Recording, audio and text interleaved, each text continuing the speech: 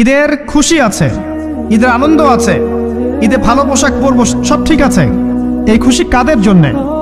قد أفلح من تزكى وذكر اسم ربه فصلى।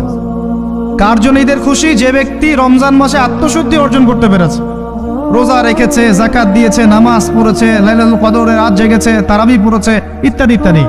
এই ব্যক্তি আত্মশুদ্ধি অর্জন করেছে, এই ব্যক্তির জন্য ঈদের খুশি। যে রমজান মাসে সিনেমা দেখেছে, সিনেমা শুটিং করেছে, পর্নোগ্রাফি দেখেছে, সুদ খেয়েছে, শিরিক করেছে, বেদাত করেছে, হারাম খেয়েছে, এর জন্য ঈদের খুশি। মানুষকে ঠকিয়েছে, ব্যবসায় মাল কম দিয়েছে, পণ্য মজুত করেছে, ইচ্ছা করে দ্রব্যের দাম বাড়িয়েছে, সরকারকে বিব্রত করেছে, জনগণকে দুর্ভিক্ষের দিকে ঠেলে দিয়েছে, এদের জন্য ঈদের খুশি? কখনো না। ঈদের খুশি তাদের জন্য যারা আত্মশুদ্ধি অর্জন করতে পেরেছে। যে আপনার জীবনে বড় বড় পাপগুলো কি কি হয়েছে, এই পাপগুলো যদি মানুষের সাথে জড়িত হয়ে থাকে, আপনি মানুষের সাথে গিয়ে গিয়ে ক্ষমা নিয়ে নেবেন। কারো টাকা নিয়েছেন, দেন নাই, দিয়ে দিবেন। কারো সম্পত্তি পায়, দেন নাই, দিয়ে দিবেন। কারো হকটা নষ্ট করেছেন, গালি দিয়েছেন, গীবত করেছেন বা তহমত দিয়েছেন, অপমান করে ইত্যাদি, ক্ষমা চেয়ে নেবেন। রমাদান মাসে মানুষের হকটা দিয়ে দেন। আল্লাহর কাছে জড়িত যে পাপগুলো আছে, এটার জন্য ইস্তেগফার যথেষ্ট। খালি যদি বলেন আস্তাগফিরুল্লাহাল্লাযী লা ইলাহা ইল্লা হুয়াল হাইয়ুল কাইয়্যুম ওয়া আতুবু ইলাইহি, 1 সেকেন্ডের মধ্যে আল্লাহ পাক আপনার সমস্ত পাপকে নেকি দিয়ে পরিবর্তন করে দিবে। 5 ওয়াক্ত নামাজ জামাতে পড়ার চেষ্টা করেন। খুব সিম্পল জিনিস, খুব বেশি কিছু দরকার নেই আমাদের। 5 ওয়াক্ত নামাজ আপনি জামাতে পড়ার চেষ্টা করেন। বাসার থেকে ওযু করে বের হবেন, প্রত্যেক পদক্ষেপ হাঁটবেন, আপনার একটা স্টেপে একটা করে গুনাহ মাফ হবে, একটা নেকি লেখা হবে, মর্যাদা বাড়িয়ে দেওয়া হবে।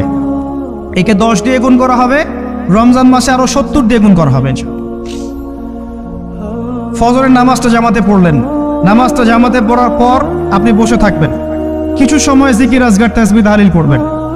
পারলে 1 পারা করে কোরআন তেলাওয়াত করবেন। রমাদান মাসে প্রত্যেক দিন 1 পারা করে কোরআন তেলাওয়াত করার চেষ্টা করবেন। 30 দিন 30 পারা, রমাদানে অ্যাটলিস্ট একটা খতম করা যাবে, অ্যাটলিস্ট একটা খতম চেষ্টা করা যায় না? ইনশাআল্লাহ। ফজরের নামাজ হয়ে গেছে, আপনি কোরআন তেলাওয়াত করেন। 1 পারা পড়তে সময় লাগবে আধা ঘন্টা, 40 মিনিট, কারো 1 ঘন্টা।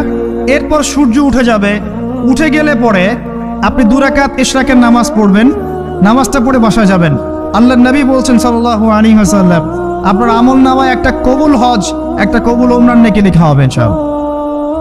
এবার রেস্ট করেন, বাসায় গিয়ে রেস্ট করেন। যখন ঘুমাবেন তখন ঘুমের সুন্নাহগুলো আদায় করেন। সূরা ফালাক নাস ইখলাস পড়েন, ফু দেন, দিয়ে গা মাসাহ করেন, আয়াতুল কুরসি পড়ে ঘুমান, ঘুমের দোয়া পড়ে ঘুমান। ঘুমটাও নেকি হবে ইনশাআল্লাহ।